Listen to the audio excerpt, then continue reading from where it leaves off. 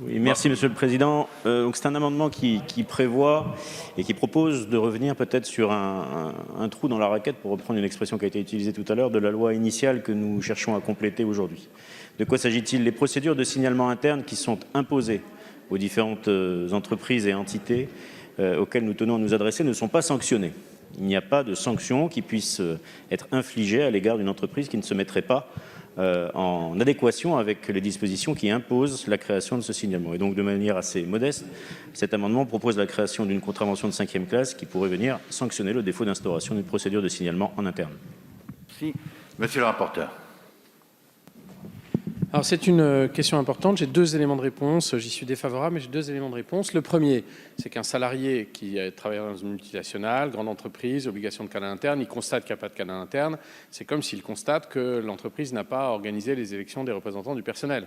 Il va voir le juge, il constate, et le juge tranche directement, et d'ailleurs peut infliger une amende journalière si c'est pas fait dans des délais très courts. Mais le système d'amende ne me semble pas le meilleur moyen. Et je vais vous dire une chose. D'ailleurs, j'ai consulté quelques entreprises internationales qui avaient mis en place des dispositifs assez puissants, bien organisés. C'est une entreprise de 12 000 salariés notamment. Et ce qu'ils me disaient, et c'est un peu le sens des entreprises que j'ai rencontrées, ne surlégiférons pas sur le canal interne. Pourquoi? Parce que j'aurais compris ça dans Sapin 2, puisque c'était un passage obligé, et que le canal interne, on définissait ce que ça devait être, et puis d'abord vous allez au canal interne, etc. Mais la sanction directe, si une entreprise omet ou crée un canal qui n'inspire pas confiance, qui n'est pas performant, qui est mal ficelé, la sanction, elle est directe. Tous les salariés iront directement en externe. Et croyez-moi, vous le savez bien, aucun chef d'entreprise ne souhaite qu'une alerte parte directement en externe parce que c'est une chance de moins de la traiter au plus vite. Au plus vite. Et donc, si vous voulez, l'idée vraiment que je déploie dans ce texte, c'est ne surlégiférons pas sur le canal interne. De toute façon, il est mis directement en concurrence avec un canal externe et les entreprises seront les premières, et j'en suis persuadé, et je l'ai vu dans beaucoup de cas d'entreprises avec qui j'ai échangé, seront les premières à vouloir créer un canal interne le plus performant. Le système d'amende ne me semble vraiment pas pertinent. Si vraiment il y a un cas de blocage, un salarié, c'est-à-dire une personne qui se plaindrait de ne pas avoir de canal interne, ira voir le juge et il tranchera directement.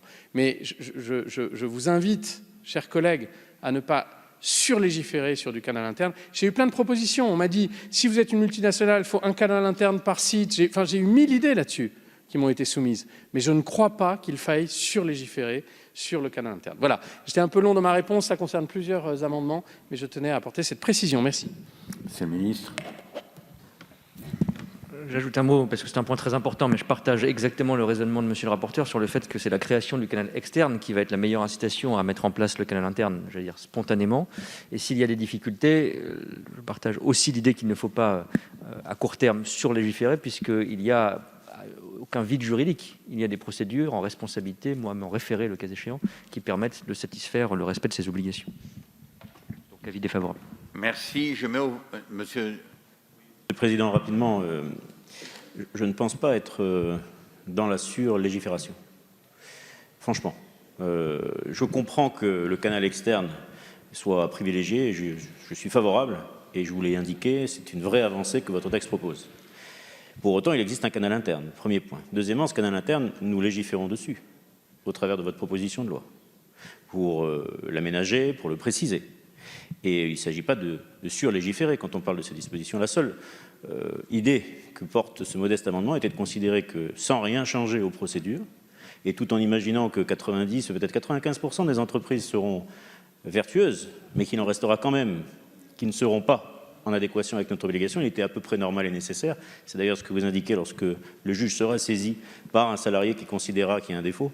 Il n'était pas inutile ou pas très imaginatif, mais finalement très normal d'adosser ce défaut de respect d'une obligation légale que nous allons instaurer d'une amende. Donc je vais maintenir cet amendement. Merci. Madame l'intermédiaire au point. Très rapidement et sans vouloir allonger trop les débats, dire simplement que ce raisonnement s'entend quand même